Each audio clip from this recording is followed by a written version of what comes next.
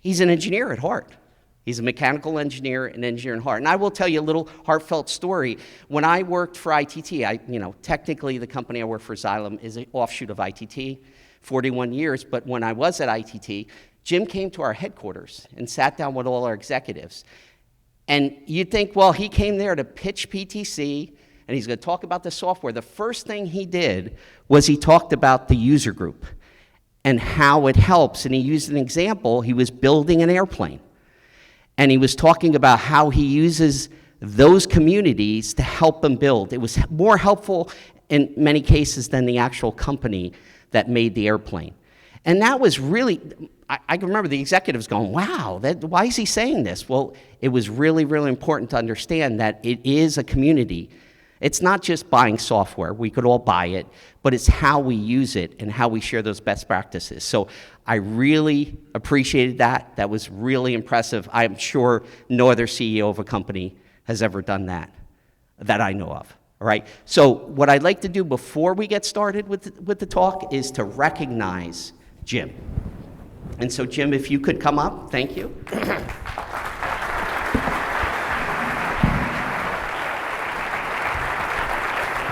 Wow.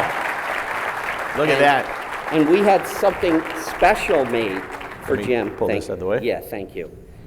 And it recognizes Jim and his contributions to our group, and it also incorporates our educate, advocate, and support, which Jim was helped to create.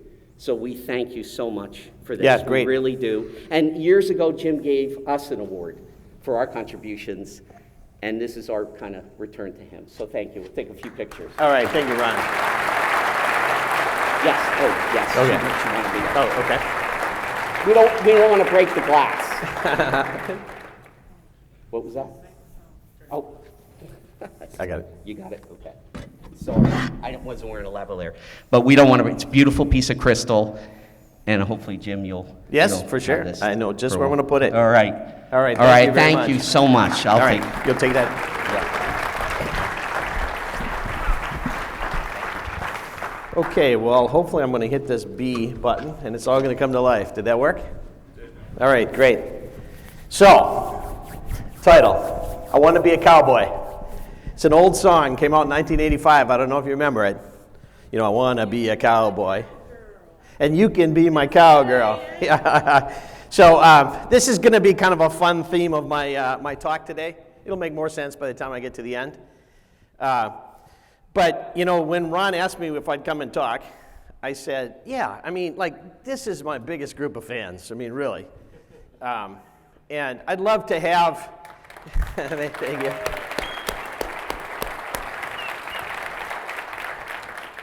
As part of my transition tour, which is really kind of a farewell tour, I'd love to come and spend some time with you. But I said, you know, what are you looking for? Because I don't really want to give a serious pitch. And Ron said, we'd love for you to talk about your life, your career, what's next, that kind of stuff. And I said, perfect.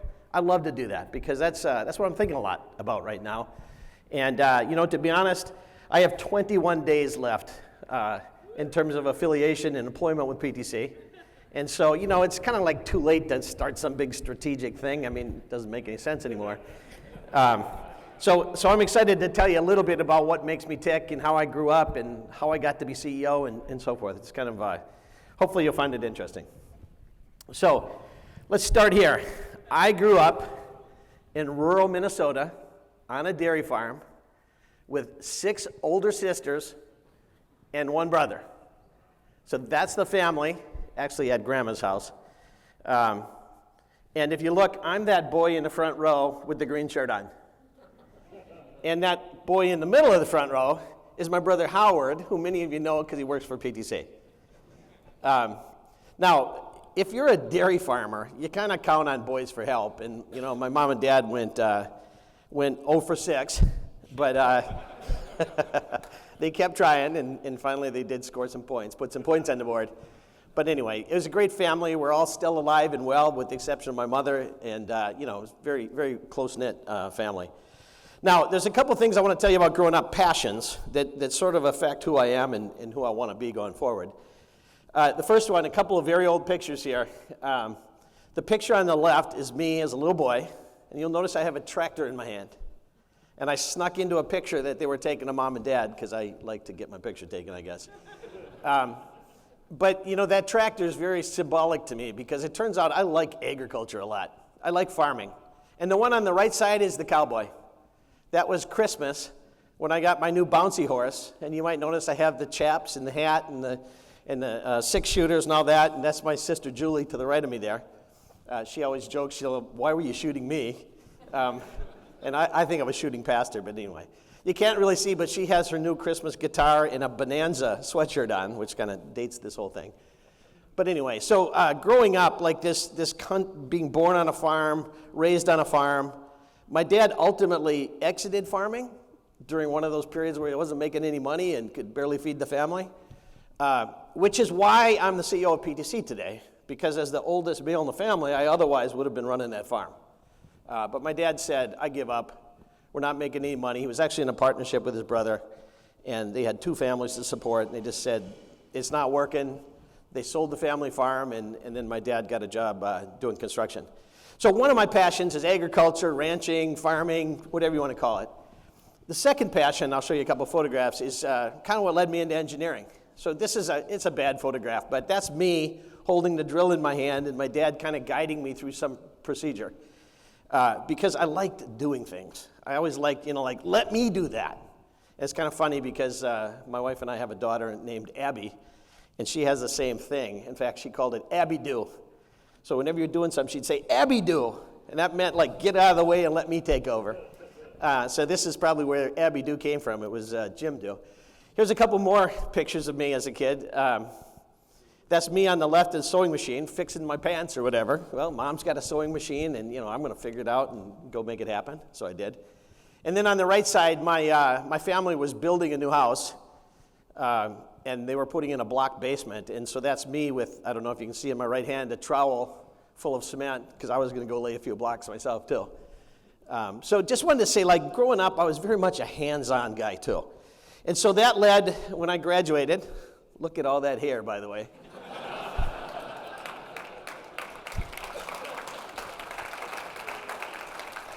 Let me give you a quick story about that. One of my 6 sisters, 2 of them actually, but one of them was studying to be a beautician.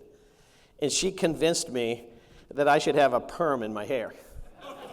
And so I did, through most of 11th and 12th grade, and then, of course, got rid of that when I went to college. But this is me with a permed hair back in my senior graduation photo.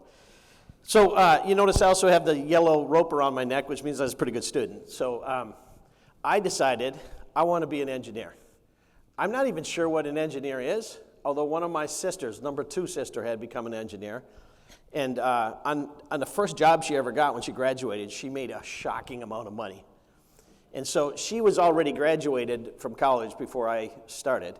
And I said, I don't know, engineers make a lot of money. I'm good at math and science. I like making things. That's what I want to do. And so I went to the University of Minnesota, what was called the Institute of Technology at the time. It's now called the College of Science and Engineering. And incidentally, I met my wife, who's in the front row here. She...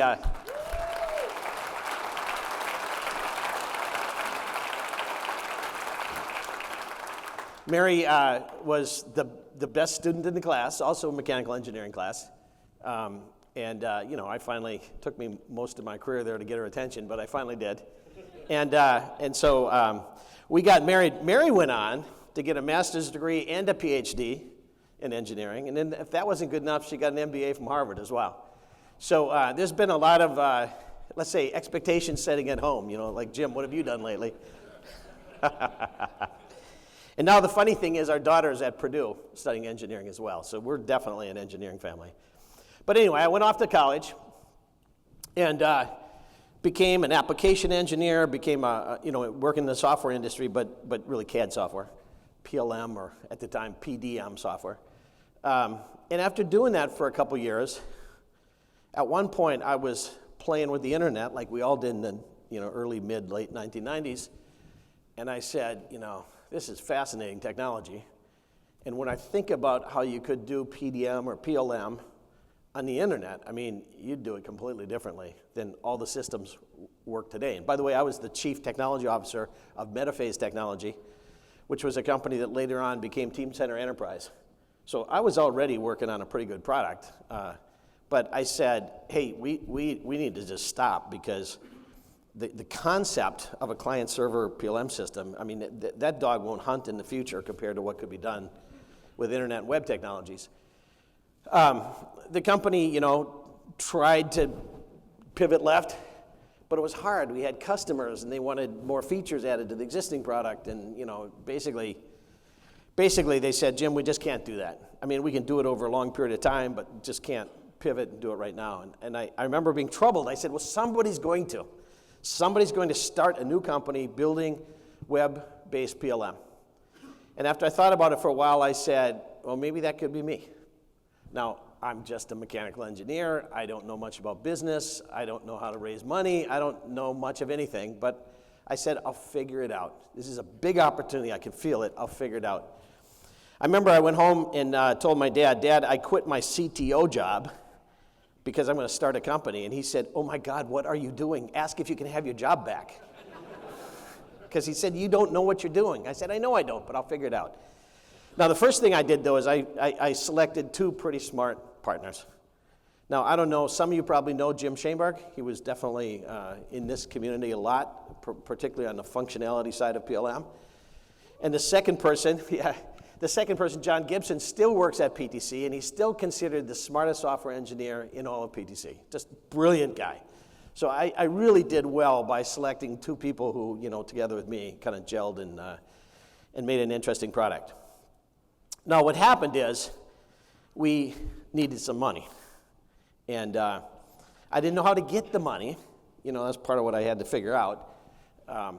So we wrote, a kind of a plan, what the business and the product would look like. And computer vision, you might remember at the time, was a struggling company. PTC was killing computer vision, CADS 5 and so forth. Computer vision called me up and they said, hey, Jim, we heard you left Metaphase. We'd like to hire you. And I said, I don't know. I'll come out and talk to you, but I don't necessarily think that's in the cards. And they said, please come out. So I flew out to Boston, and they interviewed me to join them.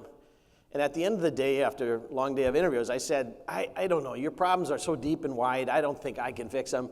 And anyway, I think I'm going to start a company. And so they took me straight to the CEO's office. And it turns out the CEO had been an investor, Russ Planitzer, if any of you know that name. And Russ said, tell me about your idea. And so I kind of explained, ultimately that document, but it hadn't quite been documented so well at the time. And I explained the idea, and he said, I'll fund it. And I said, wow. So I went for a job interview. I left with $3 million to start a company.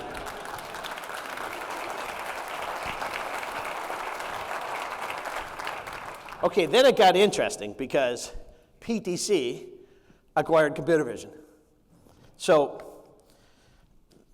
not many people know this, but when PTC acquired computer vision, they were completely unaware of the Windchill investment, and it was a little thing anyway. And so, what computer vision tried to do is sell just the CAD business and retain the PLM business and remain a standalone company. Maybe use some of the funding they generated by selling the CAD business. And PTC said, no, we're going to buy all of it or none of it. So PTC bought computer vision, and to be frank, laid off 70% of the employees the day the deal closed. Computer vision was in deep trouble.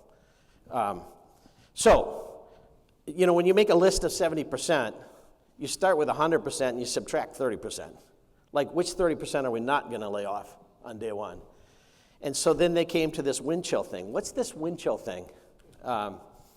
And the computer vision executive said, you should really talk to Jim Heppelmann before you make a decision here, because it's easy to say kill it. It's nothing. It's no revenue. But they said, you should talk to this guy. So I was flown out to Boston again, and I met with Dick Harrison and Steve Walski, the then president and CEO. Some of you might remember those old names. And same thing, what are you doing and why? And I gave them this whole pitch, and they said, that's fascinating. Will you come work for PTC? And I said, well, yeah, you'd have to buy out the rest of the employee equity and so forth. But they offered me really a price that was pretty shocking. So I said, okay, I'll do it. Now, the problem with the price that was pretty shocking is they paid me in stock, and their stock proceeded to totally collapse about a year later. So most of that money I never got. But anyway, so many of you have been, I mean, some of you in the front row here, you've been associated with PTC longer than I have. I mean, you know, I met Ron and Frank and Dan Glenn over here. They were already in the user community the day I came in the door. And I'll bet you can vouch for me that PTC had a lot of problems then too. And part of the biggest problem we had is that the company had just a really toxic culture. Especially toxic towards customers. You all heard PTC's arrogant and impossible to do business with and so forth. And, you know, I say that was all true, and it was worse than that. I mean, it was really, I joined that company and said, oh my God, like, what is wrong with you people? You just go into meetings and you just eviscerate your customers in these meetings. And it was because for a long time, PTC had 3D parametric associative CAD, nobody else did. And then plus, my predecessor CEO was a bit of a smart ass, and he had fun doing that. So I remember going in meetings, I called it original sin, because I'd say I'd met a customer for the first time, and they're already mad at me. I just met them, and they're already yelling at me. And I realized that, you know, the culture PTC had, you might have heard the term CAD/CAM slammer. You know, buy the software, buy all you need, and we'll leave you alone. But I said, PLM doesn't work that way. It's so complicated, and it's a journey, and they're going to buy a little bit, and they're going to try it, and they may have some problems or not, I don't know, but, you know, then we're going to have to come back and help them understand what to do next, and this is a journey, not an event. You know, you got to think of these customer relationships as something that are going to last for a lot of years, not a transaction. So the culture changed a lot during the 26 years I was at PTC. And I like using the logos as kind of a good example of it. The blue parametric logo followed by the so-called phallic symbol, as it was affectionately known within the company,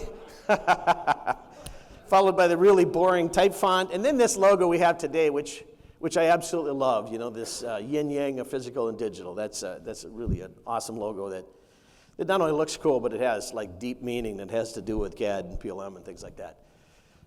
So a lot of change happened. Again, old-timers who have been dealing with PTC for a long time, you know it's a completely different company. And change is hard. So during the time, especially when I was CEO, I was always encouraging people, you just got to open your mind. You know, it's not like we're really doing superbly well, and how could you do better if you won't change? You know, every time you want to get better, you have to change something. And by the way, every problem you have is actually an opportunity in disguise. I mean, you fix a problem, you got better. You know, I used to say, there's a reason we call it work. If we didn't have any problems, we'd call it play. We come to work to solve problems. And by the way, in solving problems, we create value. We make the company better. We make it grow faster. We make customers more happy. We make the company more profitable. We make the share price go up, whatever. I mean, let's look at these problems actually as a bit of a gift. And go, you know, right after them. Lay them on the table. Don't hide problems. Like, lay them on the table. They're so valuable. They're like nuggets of gold that just have to be polished a little bit to turn into something really valuable. So my first motto was PTC means prepare to change. And so when I became CEO, we made some changes. And then people said, hey, Jim, you asked me to change, and we did. Now leave me alone. And I said, ooh. I wasn't thinking of changing one time. I was kind of thinking of we need to do a series of changes. So that brought me to this motto, which is very famous inside of PTC, from a place to a pace. And what it meant is we're not trying to change from place A to place B and call it done. We're trying to change from place A to velocity B. You know, a company that's constantly changing, embracing change, you know, carefully and in a way that makes sense, but you know, moving forward. So during the time I was a CEO, we made a lot of changes. Anybody remember when Pro-E became Creo? That was a big, big, big project, and thank God we did it, because Pro-E had been in decline for a lot of years, and Creo's been growing ever since. Really fantastic business. We did a lot to improve our profitability. We had a lot of problems and inefficiencies. We really built more of a partner mentality, brought back the reseller program, reached out to system integrators, did the deals we did with Ansys, Microsoft, Rockwell. We launched into our IoT business because the board was saying to me, okay, Jim, the company's getting more profitable. how are you going to grow it? And you might remember I always said Internet of Things, well, the things are manufactured products. You know, no thing you can connect from the internet exists that did not come from a factory. I mean, you can connect people to the internet, but really you're connecting their Apple Watch or something, and after all, that came from a factory. So it's the Internet of manufactured products, and what better reason really for connecting manufactured products to the internet, but to better lifecycle manage them. So I don't know if you know this, but you know, the tiny little acquisition of ThingWorx was followed by Exida and followed by Kepware, and today it's about a $200 million business. You know, a real growth engine for the company. We also got into the, let me skip ahead for a second, to augmented reality. And my view of augmented reality is this model-based technology. So some of you might say, what does AR have to do with CAD? But I think at the end of the day, if we want to get rid of drawings and move to models, it would be awfully nice if we could communicate using these models as a medium. You know, I always thought the way the web works is this metaphor of a page, a flat piece of paper. You put information on a flat piece of paper when you're authoring. Later, somebody downloads it and renders it on their flat screen of their phone or tablet, PC, whatever. Couldn't we have a 3D web concept where like you'd decorate a CAD model with information, maybe even dynamic information, and then later, using a device like a phone, a tablet, or maybe ultimately an Apple Vision Pro, you just simply look at that thing in the real world and see all that information transposed onto it. You know, kind of like a 3D authoring concept where you're authoring on models, transposing onto things, as opposed to authoring on pages, transposing onto screens. I still think it's going to be a big deal. You know, the thing that probably holds AR back most, in my view, is we need a better head-mounted device. The Apple device, you know, I wore more than a year ago. It's very, very promising. I don't think in its first rendition it's going to completely solve the problem, but I think they're onto something. And I think they have, you know, the technology and the capability to do it. Let me back up to a subscription model. So you know that for a long time PTC was a perpetual company. So we'd sell a big order of software, and then you'd own that software, and then we'd sell you a maintenance contract to keep it up to date, fix bugs, take hotline calls, whatever. And so we realized that, you know, the whole industry is changing, and that both customers and vendors generally prefer a subscription model. You don't have to buy it all up front. You can flex up and flex down. It's not an asset you own. It's not sunk cost. It's sort of an asset you're using or not using.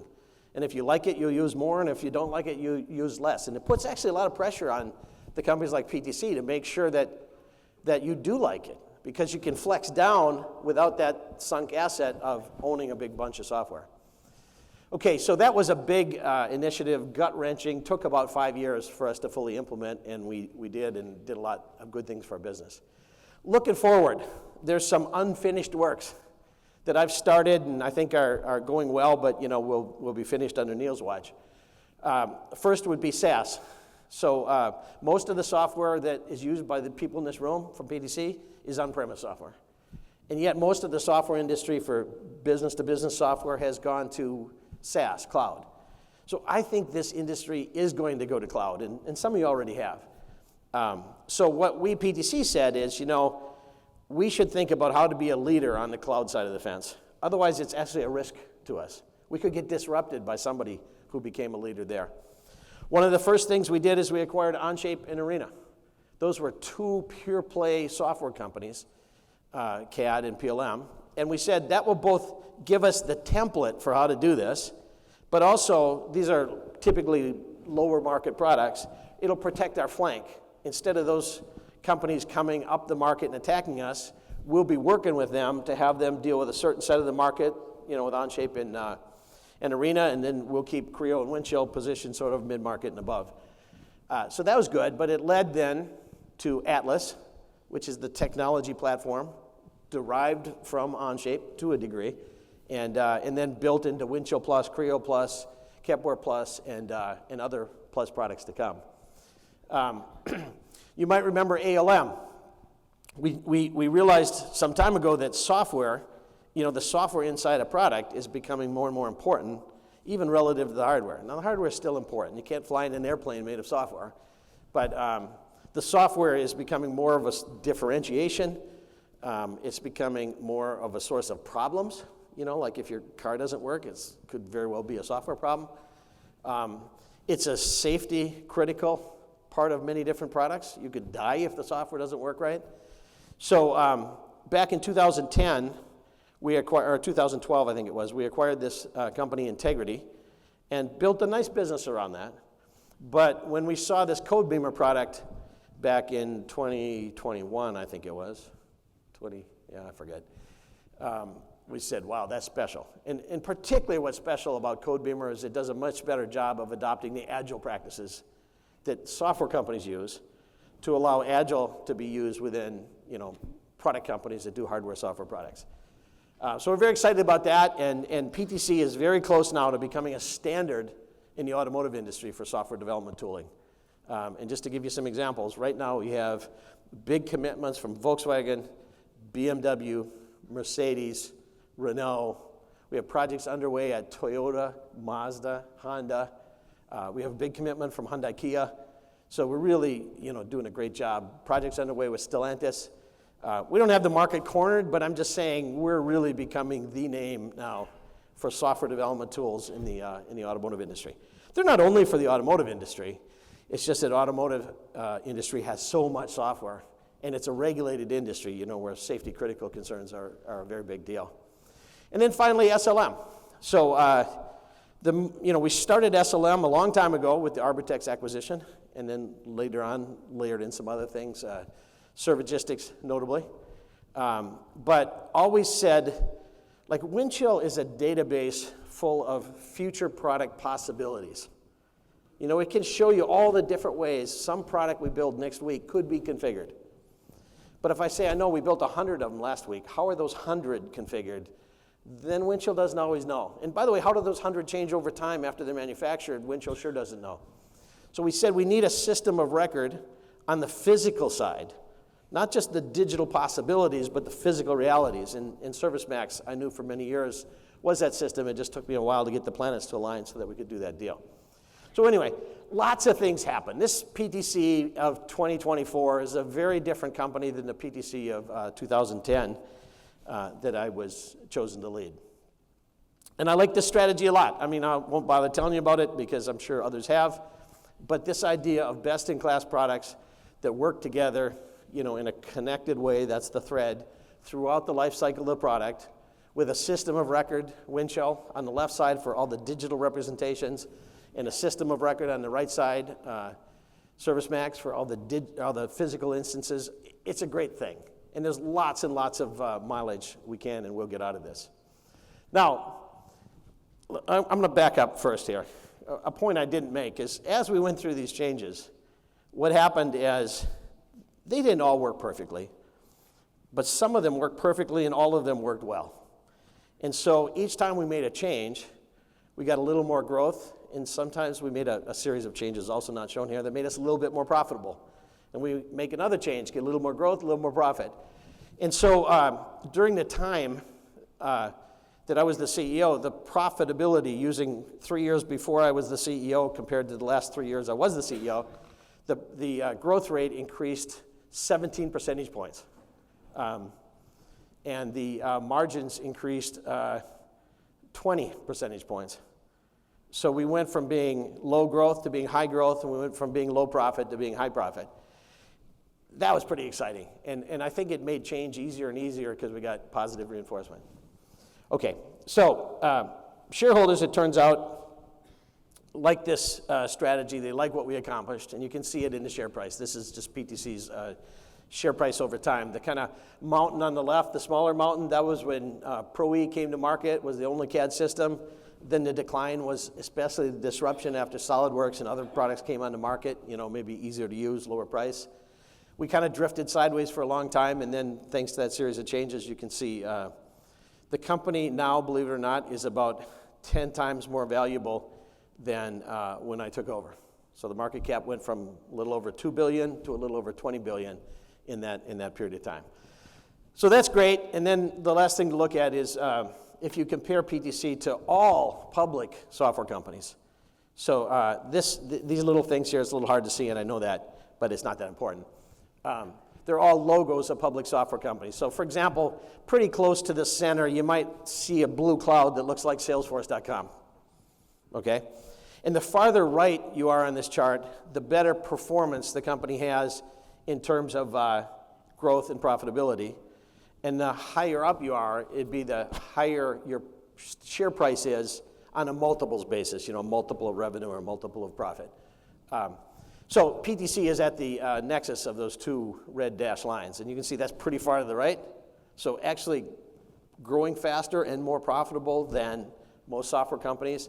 And pretty far up, there's some, the ones that have circles around them are other CAD, PLM, ECAD type companies. So all companies of our type are a little bit more valuable for some reason. But anyway, PTC is in very good shape. So like from a CEO perspective, somehow, I'm not sure how, but I figured out how to do this stuff, just like I figured out how to start a company. It's very exciting. So, just to be fair though, I need to thank all of you because, a lot of good stuff happened at PTC, and pretty much all of it happened because of the support of our customers. I think the good news is as the company got healthier, our customer relationships got healthier, our products got healthier, customer sat got healthier. But I know that I owe all of you a lot, and especially like some of the people in the front row here who were coaching me even when I was Mr. Junior Nobody in how to make PTC a better company, how to make ProE a better product, how to make Windchill a better product, what have you. And I always listened. I always tried to be humble and available. Like tonight when we're done, I'll go walk the hall of the room, and I always did that. I wasn't some elitist CEO who doesn't want to talk to customers. No, I wanted to get deep and dirty in the technology because I love the technology. But anyway, I want to say thank you all for many years of great partnership. And again, some of our very best customers and very best champions are here in the room, and I really appreciate that. On what will actually be the last business trip of my career, I'm here talking to you. So that's pretty special.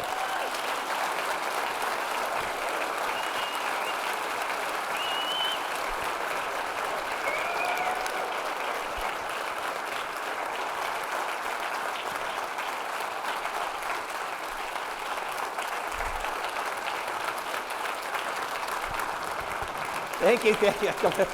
I'm not done yet.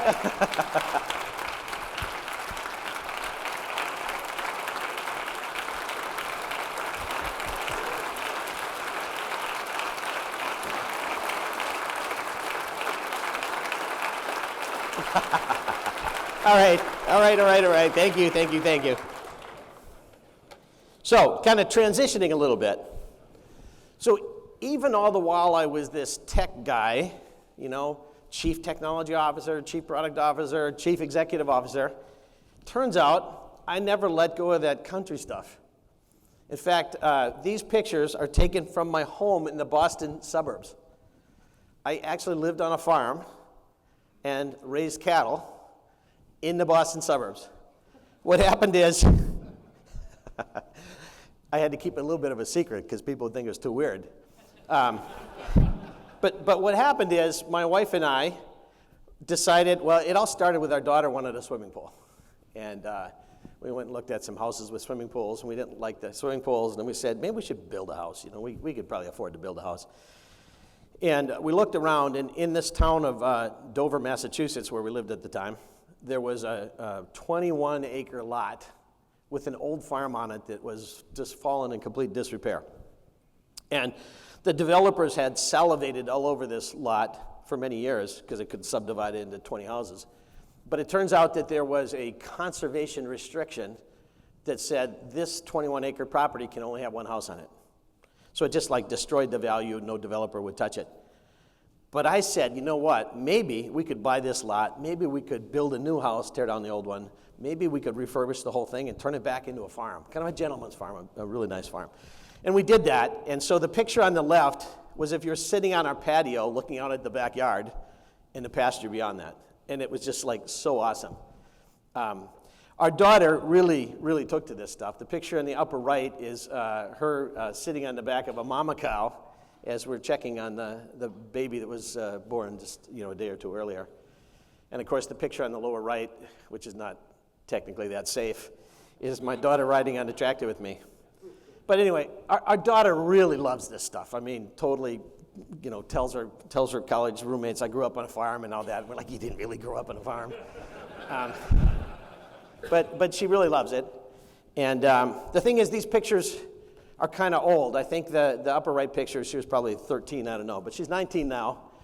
And this summer, or this fall, she went off to engineering school I mentioned at Purdue. And so Mary and I, my wife Mary and I, were thinking for a long time, career-wise, like, when should I retire and so forth. And we basically said, you know what, when our daughter goes off to school, we'll be alone, we'll be empty nesters. That would be a good time. So 5 years ago in 2018, I told our board of directors I plan to retire in 2023. It slipped a little bit into 24, as you can see here. So this has been a long conversation about when will Jim retire and who will replace him and so forth. But I think the point is, I feel like the company's very healthy. I've accomplished a lot. Now's a good time. My wife and I could go do some fun things, travel around, sort of live the lifestyle we want to live. I mean, just so you know, being a technology CEO, like on one hand, it's cool as hell. On the other hand, it's a pretty stressful job. And it's the kind of job you don't actually want to do for the rest of your life. I mean, unless you have to. And so I feel like I did it for 13, and it'll be almost 13 and a half years by the time I retire here in a couple of weeks. So the board went out and said, all right, who will be the next CEO? And we went through a long, thoughtful process. And during that process, we acquired the ServiceMax company. And ServiceMax is a sizable company. And the CEO of ServiceMax had been a CEO twice already, ServiceMax and one prior company called IPC. And so we enrolled him into the process. And to be honest, he was my favorite candidate. I didn't get to make that decision. The board did. Of course, I'm a board member, but there were 10 of us. But in the end, Neil Barua came out on top. And I wish Neil were here with me. I mean, he'd like to be, but he's at our Sales Achievers Club. Well, I'm here with our Customer Achievers Club. Anyway, I'm super excited about Neil. He and I have spent a lot of time together. I said, it's just important to me that whoever follows me understands the business. And that's just because I don't want to make crazy moves that nobody can understand because they didn't understand the implications. So Neil has been attached to my hip for 6 months. We have traveled all over the world together, and I don't even have them all shown here. India, we had 3,000 people at an event kind of like this, 2,000 employees plus some of their family members. We went to Paris, France. We went to a couple other cities in France. We went to Korea. I don't have it here. We went to Tokyo last week. We went to Romania, where PTC has several hundred employees. We went to Hungary, Germany. Don't have that shown here. But anyway, we went all over the world, and I kind of introduced Neil to employees, to key customers, to partners, you name it, so that we could transfer as many relationships and as much know-how as possible. And so it's been a really good thing. Like, this is how all CEO succession should happen, where the outgoing guy takes the incoming guy under his wing and really spends 6 months trying to transfer everything I possibly can. He's got a lot of talent, but what he doesn't have is the decades of experience that I have here at PTC. So I tried to accelerate that learning process, and I think it went very, very well. Okay, so one last little part. Now what? In 3 weeks, I don't have a job. And what am I going to do? Well, it comes back to some of my passions, building things. I mentioned agriculture. I want to be a cowboy. So my wife and I went out about a year and a half ago, thinking ahead. We started shopping, and this ranch in Sonoma County came for sale. And we looked at it and said, oh my God, it is just like perfect. Like, that's where I want to retire.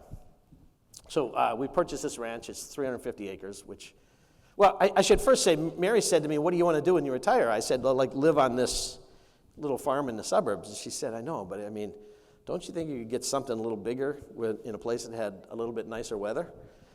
And I said, well, I love this place, but you're right, we should give that some thought. So Mary and I did a little exercise, actually, kind of analytical exercise, and said, we're not from Boston. We don't actually have to live in Boston. We're actually both from Minnesota. Probably would have a little trouble going back to the cold. By the way, my wife's from Duluth, Minnesota, where cold was invented. And it would be, it's a nice place, and when we were young and didn't know any better, it was great. So we did an analytical exercise that said if you could live anywhere in the United States, including a U.S. property, where would you live? And we actually concluded that on average, year-round, Northern California has the best weather. And so that led us to say, well, I wonder if there are bigger ranches in Northern California, and of course it turns out there's actually quite a few of them. And we found this one and just looked at it, like if you know much about California, one thing's always a water shortage.